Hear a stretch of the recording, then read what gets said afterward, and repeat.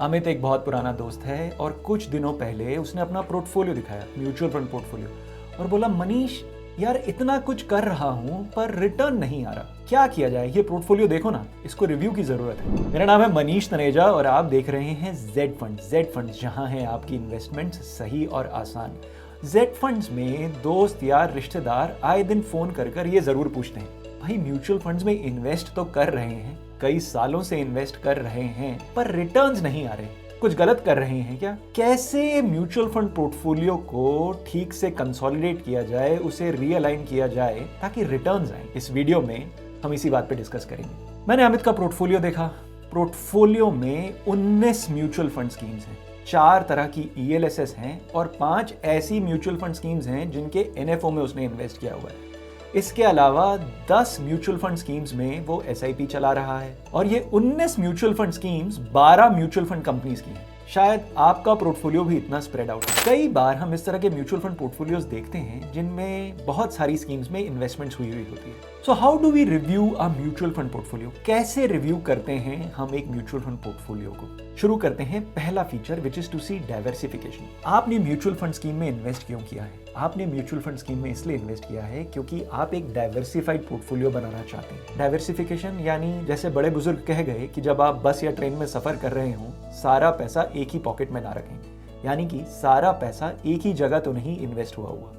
तो सबसे पहले हम एक म्यूचुअल फंड पोर्टफोलियो में देखते हैं किस तरह का डाइवर्सिफिकेशन है। डाइवर्सिफिकेशन अक्रॉस मार्केट कैपिटलाइजेशन, क्या किसी पोर्टफोलियो में large cap, mid cap, small cap, multi cap funds हैं? डाइवर्सिफिकेशन अक्रॉस सेक्टर्स, क्या ये म्यूचुअल फंड स्कीम्स इन्वेस्टर्स को हर तरह की इंडस्ट्री, हर तरह के एक सेक्टर में एक्सपोजर दे रही हैं? सो पहली चीज जब मैं कोई पोर्टफोलियो रिव्यू करता हूं तो देखता हूं क्या पोर्टफोलियो में डाइवर्सिफिकेशन है।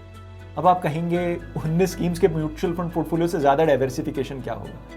वेल, डाइवर्सिफिकेशन की डाउन साइड है ऑप्टिमाइजेशन और अंडर परफॉर्मेंस ऑफ रिटर्न्स। अगर हम बहुत ज्यादा डाइवर्सिफाइड पोर्टफोलियो बना लेंगे तो कहीं ना कहीं रिटर्न कॉम्प्रोमाइज हो जाएगा। So to find the right balance between diversification and over diversification, that's the first thing we consider. दूसरी चीज हम देखते हैं पोर्टफोलियो ओवरलैप। जब बहुत सारी एक ही तरह की म्यूचुअल फंड स्कीम्स में, मान लीजिए इन्वेस्टर ने 7 फंड हाउसेस की लार्ज कैप स्कीम्स में इन्वेस्ट किया हुआ है, तो अंडरलाइंग पोर्टफोलियो क्या है? आप पाएंगे ज्यादातर लार्ज कैप स्कीम्स ने उन्हीं कुछ चुनिंदा स्टॉक्स में इन्वेस्ट किया हुआ है। तो ये भी देखना जरूरी है कि कहीं इन्वेस्टर्स उन्हीं तरह की कंपनीज में अलग अलग म्यूचुअल फंड स्कीम से या उसी कंपनी में अलग अलग म्यूचुअल फंड स्कीम से इन्वेस्ट तो नहीं कर रहे। अब ये पोर्टफोलियो में ओवरलैप की कैलकुलेशन कैसे होगी? पोर्टफोलियो में ओवरलैप की कैलकुलेशन आपका जेड फंड एक्सपर्ट आपके लिए कर सकता है।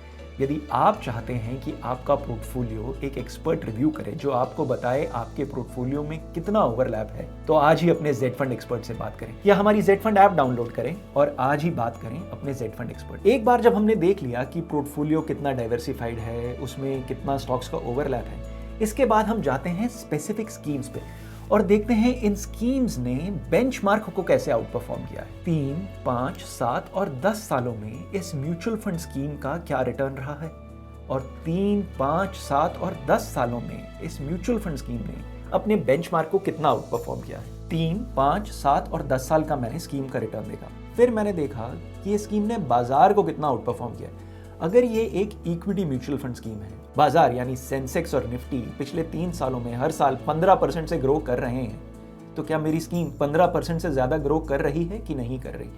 किसी भी म्यूचुअल फंड स्कीम, अगर वो actively managed mutual fund scheme है, का सबसे अच्छा तरीका है देखने का क्या वो अपने बेंचमार्क को आउट परफॉर्म कर रही है। स्कीम की आउट परफॉर्मेंस को देखने के बाद, यानी स्कीम ने कितना अल्फा जनरेट किया है, देखने के बाद हम देखते हैं कि स्कीम कितना रिस्क ले रही है। मान लीजिए बाजार जा रहा है 10% से ऊपर और स्कीम जा रही है 13 से 14% से ऊपर, और बाजार गिर रहा है 10% से पर स्कीम गिर रही है 13-14% से, यानी स्कीम में बहुत ज्यादा रिस्क है। स्कीम एक, जिसे हम कहते हैं टेक्निकल टर्म्स में, हाई बीटा स्कीम है। ये देखना बड़ा जरूरी है कि बाजार के अनुरूप स्कीम में कितना उतार चढ़ाव आ रहा है। आप इक्विटी म्यूचुअल फंड्स का बाजार से रिलेशन उसके बीटा से कर सकते हैं। इसके बाद हम देखते हैं म्यूचुअल फंड स्कीम आपके फाइनेंशियल गोल्स को अचीव करवा रही है कि नहीं करवा रही। हो सकता है आपके कुछ फाइनेंशियल गोल्स 1.5 या 2 साल की दूरी पर हैं। बच्चे अब बड़े हो गए हैं, 1.5-2 साल में उन्हें कॉलेज जाना है, तो जब 1.5 या 2 साल का इन्वेस्टमेंट होराइजन होता है तो हम कभी एडवाइज नहीं करते कि आप प्योर इक्विटी फंड में रहें। तब आप या तो फिक्स्ड इनकम के किसी प्रोडक्ट में रहें, एफडी या डेट म्यूचुअल फंड, या आप कर सकते हैं बैलेंस्ड एडवांटेज फंड। तो जब हम शॉर्ट टर्म फाइनेंशियल गोल्स की तरफ पहुंच गए होते हैं या हमारे कुछ शॉर्ट टर्म फाइनेंशियल गोल्स होते हैं, तो हम ये देखते हैं कि आप पोर्टफोलियो में इस तरह की स्कीम्स हैं जो आपके इमीडिएट या शॉर्ट टर्म गोल्स को मीट करें। और फिर हम आपसे पूछते हैं आपके लॉन्ग टर्म गोल्स क्या हैं, कौन सा गोल ऐसा है जिसके लिए आपको पैसा 5, 7 या 10 साल में चाहिए, और उस गोल से अलाइन करने वाली large cap, multi cap, mid cap, small cap schemes आपका एलोकेशन देखते हैं। इसके बाद हम देखते हैं क्या आपका म्यूचुअल फंड आपके लिए टैक्स बचा रहा है। जी हाँ, ELSS स्कीम्स में इन्वेस्ट करके आप साल का 1.5 लाख रुपए तक अपना टैक्सेबल इनकम से कम कर सकते हैं। क्या पोर्टफोलियो में कोई अच्छी ELSS स्कीम है? अगर नहीं है तो क्या वो स्कीम ऐड की जा सकती है? पर कितनी ELSS स्कीम्स में इन्वेस्ट किया जाए, ये बहुत बड़ा क्वेश्चन है। टिपिकली आप पाएंगे अगर आप ELSS स्कीम में सिर्फ टैक्स सेविंग के लिए इन्वेस्ट कर रहे हैं तो किसी भी पोर्टफोलियो में 2 ELSS स्कीम्स में एक्सपोजर काफी है। इसके बाद हम देखते हैं स्कीम में कितने ओपन एंडेड और कितने क्लोज्ड एंडेड फंड्स हैं। ओपन एंडेड फंड यानी वो फंड जिनमें से आप कभी भी पैसा निकाल सकते हैं और कभी भी पैसा इन्वेस्ट कर सकते हैं। क्लोज्ड एंडेड स्कीम्स यानी वो स्कीम्स जहां पर फंड मैनेजर जब अलाउ करता है तभी आप पैसा इन्वेस्ट कर सकते हैं और जब फंड मैनेजर अलाउ करता है तभी आप पैसा निकाल सकते हैं।